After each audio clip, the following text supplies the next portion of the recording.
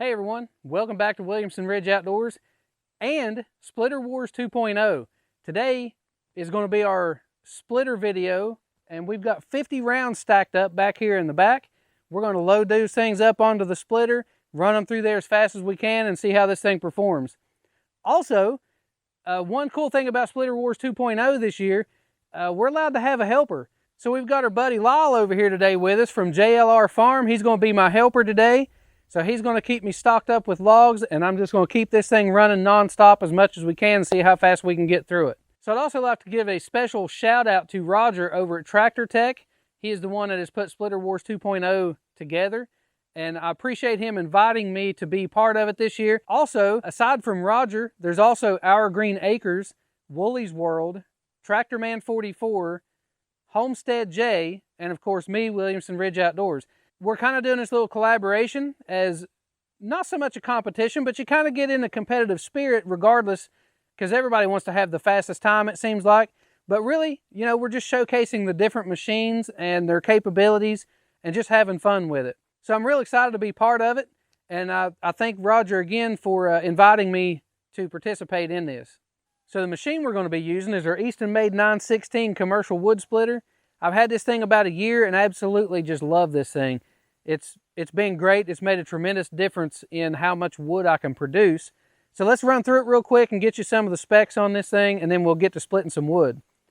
So as we come around, it's got a 25-gallon hydraulic oil tank, and this thing, some of them they do have the oil coolers on them, but this one has just got the tank with no cooler, but it does have a filter. I have not overheated this. I've ran it for about probably 4 hours at once.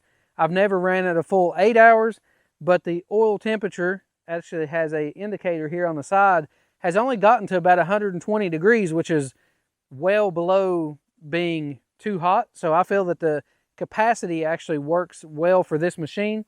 So it has a Honda GX340 11 horsepower motor on it.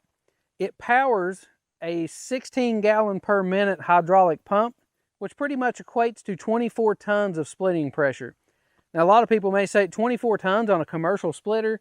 I mean, there's the residential stuff is 25 tons, but for what I guess the pressures that they run on this system, there's been nothing that I've had that I couldn't get split with it. So it's been plenties for my use. So one of the features I really like on this splitter is the log cradle system, because you can have a log come off of the lift and it'll just roll into the middle, and there's really not a lot of holding or positioning you have to do. I just absolutely love that. Today we're going to be using our 4-way wedge with it. Of course, we got our splitting table that the wood pushes through and will land on and eventually go to the ground. The last feature on here that I really like too is this log lift, which is actually one of the main reasons that I bought the commercial machine. I have not found this log lift's limits. Anything I've been able to get over to it, it will lift it up to be able to put it on the machine. That'll wrap it up for our specs. Guys, let's get into splitting and see how much time it takes. So we've got 50 rounds of firewood here too. Some of it maple, some of it cherry, and some of it elm. And everything ranges between 8 and 10 inches in diameter, except for 2 pieces. I've actually got 2 that are 11 inches. The other 48 are 10 inches down to 8 inches. So this should give us a pretty good variety of woods to split. So let's jump right into this and see how long it takes to get through this.